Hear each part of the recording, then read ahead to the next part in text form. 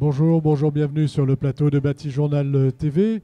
Nous sommes à Angers, nous sommes au Congrès international du bâtiment durable, Cities to Be, et avec moi Philippe Pelletier. Bonjour Philippe Pelletier. Bonjour. Et vous êtes, vous, le président du plan bâtiment durable, qu'on ne présente plus, mais que je vais vous demander de présenter rapidement.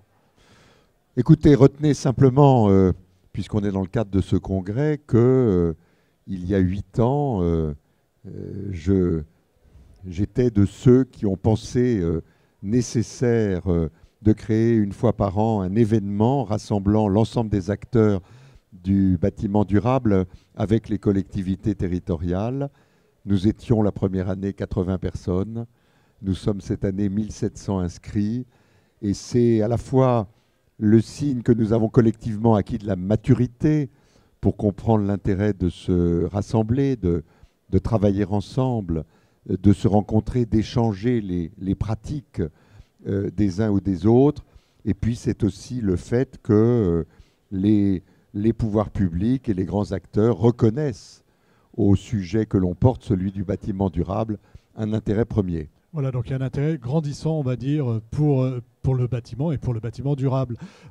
Outre cette montée en puissance, hein, ce nombre d'acteurs plus important, en 8 ans, qu'est-ce qui vous a marqué le plus? Qu'est-ce qui vous marque en dehors de cet intérêt et de cette montée en puissance? Est-ce qu'il y a autre chose qui vous a marqué pendant ces 8 ans? Alors oui, bien sûr.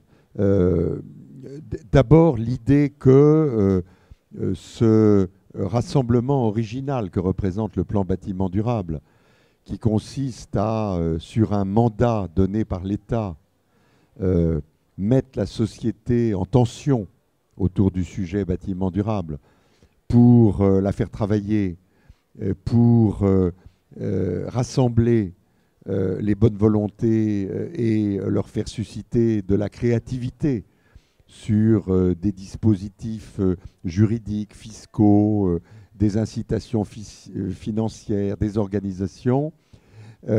Tout cela a fonctionné et progressivement a acquis de la maturité.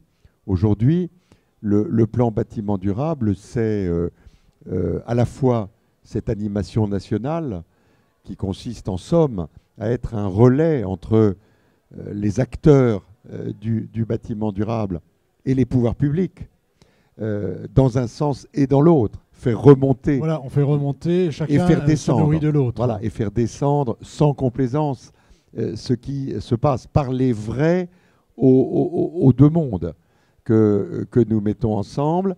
Et puis, ce modèle, plan bâtiment durable, il a fait des petits sous forme de plans bâtiments durables régionaux où, en somme, le même rassemblement de toutes les bonnes volontés, de toutes les énergies, de tous les acteurs, se fait de manière décentralisée. C'est fait dans les régions. Et ça a permis à ces régions, en lien total avec l'État, puisque préfet de région, et président de région marchaient ensemble, de déterminer des priorités qui ont à chaque fois une singularité. Sur les 13 régions, j'ai 7 régions qui ont un plan bâtiment durable et ces régions ont toutes fait choix de priorités, d'engagements spécifiques qui arrivent tous au bout de quelques années, en 2050, vers la satisfaction de l'objectif posé par l'État, mais par des chemins différents, parce que les climats ne sont pas les mêmes, les architectures non plus, les acteurs non plus. Les habitudes. Et ainsi Voilà. de suite. Important, et c'est le deuxième point de notre petit entretien, c'est la rénovation énergétique des bâtiments. En quoi ce D est important? Et c'est des annonces qui sont faites en ce moment, hein, qui sont importantes pour la rénovation énergétique. Alors, d'abord un point qui est quelque chose qui pour moi tient aujourd'hui de l'évidence. Si on parle clair, nous avons passé trop d'années à voir des pouvoirs publics incertains sur le sujet de la rénovation énergétique, à voir des tergiversations peu supportables sur le financement des actions, à voir une versatilité des règles et des aides qui finissait par lasser les acteurs et leur dire qu'il n'y aurait jamais un plan cohérent porté politiquement. Nous sommes en train d'observer un vrai changement de braquet.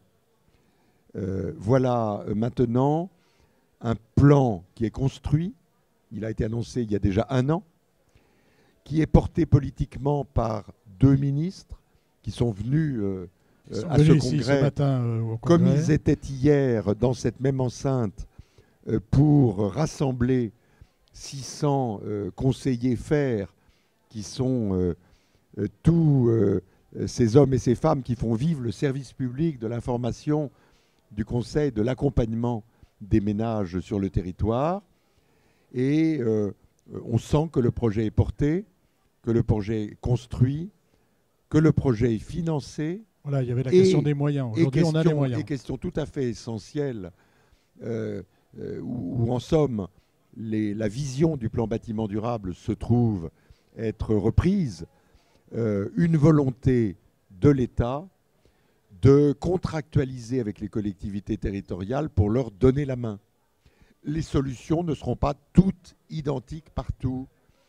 Et on c'est laisse la l'État, main aux régions les et moyens, on donne les moyens, les habitudes seront déterminés par les régions, à charge pour elles de faire à l'intérieur de la région l'organisation qui convient entre les différents niveaux de collectivité territoriale.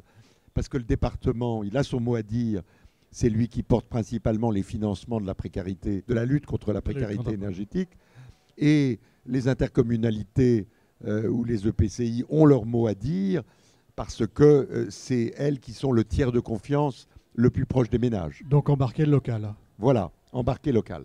Merci d'être venu nous parler de tout ça ici. On pourrait en parler pendant encore beaucoup plus longtemps, mais on voit que les choses peut-être bougent et bougent davantage qu'elles ne l'ont fait jusqu'à présent. Soyez-en sûrs, on est dans une vraie évolution et il faut saisir cette chance. Alors saisissons-la. Merci. Merci. Merci d'être venu sur le plateau de Bâti Journal TV nous parler du plan bâtiment durable, du congrès et puis des annonces donc, qui sont faites par rapport à la rénovation énergétique des bâtiments.